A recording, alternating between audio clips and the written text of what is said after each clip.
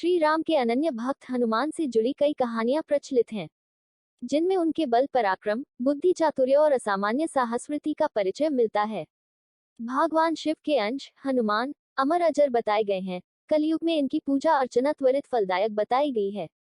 वायुदेव पवन पुत्र और मां अंजनी के पुत्र हनुमान बाल्यकाल में अत्यंत शरारती थे। कहा जाता है कि अंजना एक अप्सरा थी और किसी अपराधवश उन्हें ऋषि दुर्वासा से शाप मिला। इसी के फलस्वरूप उनका जन्म वानर कुल में हुआ। वे गिरिज की पुत्री बनी और उनका विवाह केसरी से हुआ, इसीलिए बंजरंगबली केसरी नंदन कहे जाते हैं। राम भक्त हनुमान ब्रह्मचारी हैं, अमर हैं और इनके भक्तों को भय, निराशा, ग्रह पीड़ा, दारिद्र्य और संकट से मुक्ति मिलती है। दिव्य फल से हनुमान जन्म। अंजना मां को पुत्र प्राप्ति की इच्छा थी। उसी काल में अयोध्या के राजा दशरथ भी पुत्रों की प्राप्ति के लिए यज्ञ करवा रहे थे, जिनमें से उत्पन्न हुए फल को 3 रानियों ने खाया, लेकिन यज्ञोत्पत्ति से निकला एक फल पक्षी ले उड़ा। उसने वह फल एक पर्वत पर गिरा दिया, जहां अंजना मां भ्रमण कर रही थी।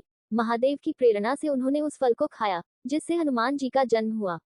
इसी कारण बजरंगबली भरत सम भाई कहे जाते हैं। पुत्र पर वार से पवन देव का क्रोध। भूख लगने पर एक बार बाल हनुमान सूर्य को फल समझ बैठे और उसे निगलने उड़ चले। तब राहु ने इंद्र से सहायता मांगी। देवेंद्र ने बाल हनुमान के विराट स्वरूप पर प्रहार किया और वह मूर्छित होकर धरा पर आ गिरे। इस बात का पता जब पवन देव को चला तो वह बहुत क्रोधित हुए। उन्होंने पूरी सृष्टि का वायुचक्र बाधित कर दिया। इस कारण सभी जीवों का दम घुटने लगा, जिसके बाद उन्हें समझा बुझाकर मनाया गया और समस्त जीवों ने राहत की सांस ली।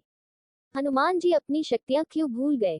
बालक हनुमान अत्यंत शरारती थे। वह किसी भी बाग बगीचे में घुसकर उत्पात मचाते और फल खा लेते। शिव के अंश हनुमान को गदा कुबेर से मिली।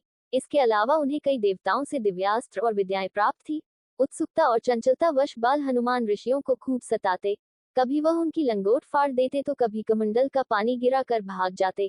एक बार अंगिरा और भरिंग वंश के ऋषि तपस्या कर रहे थे, तब हनुमान ने उन्हें भी सताया। इसके फलस्वरूप उन्हें सारी शक्तियां भूल जाने का शाप मिला। फिर आगे चलकर मां सीता की खोज के अभियान के दौरान याद दिलाने पर उन्हें सारी शक्तियां वापस प्राप्त हो गईं। हनुमान और उनके पुत्र मकरध्वज की गाथा। वीर हनुमान ब्रह्मचारी हैं, लेकिन रावण राम युद्ध के समय हनुमान का सामना पाताल लोक में मकरध्वज से हुआ। वह खुद को हनुमान पुत्र बता रहा था, जिससे बजरंगबली क्रोधित हुए। परंतु जब मकरध्वज ने तर्क दिया तो हनुमान जी उनकी बात से संतुष्ट हो गए। तर्क यह था कि पूर्व काल में हनुमान जब लंका दहन कर समुद्र के ऊपर से जा रहे थे, तब उनके शरीर का तापमान प्रचंड रूप से गर्म था। वह पसीने से तरबतर थे। उनके बदन से टपका पसीना एक मादा मगरमच्छ के मुंह में गिरा। उसी से मकरध्वज उत्पन्न हुआ। मृत्युदंड पाने के बाद भी हनुमान को राम जी मार न सके।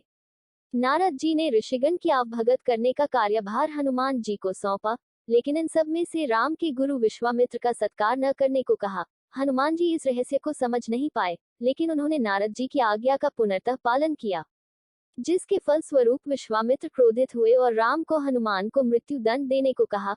गुरु की आज्ञा से विवश राम अपने प्रिय हनुमान पर प्रहार करना शुरू करते हैं, लेकिन नारद जी ने कहा था कि हनुमान आप चिंता मुक्त होकर राम नाम का जाप करें, कुछ नहीं होगा। हनुमान जी ने इस आज्ञा का भी पालन किया। तब राम के ब्रह्मास्त्र समेत सारे अस्त्र विफल हो गए।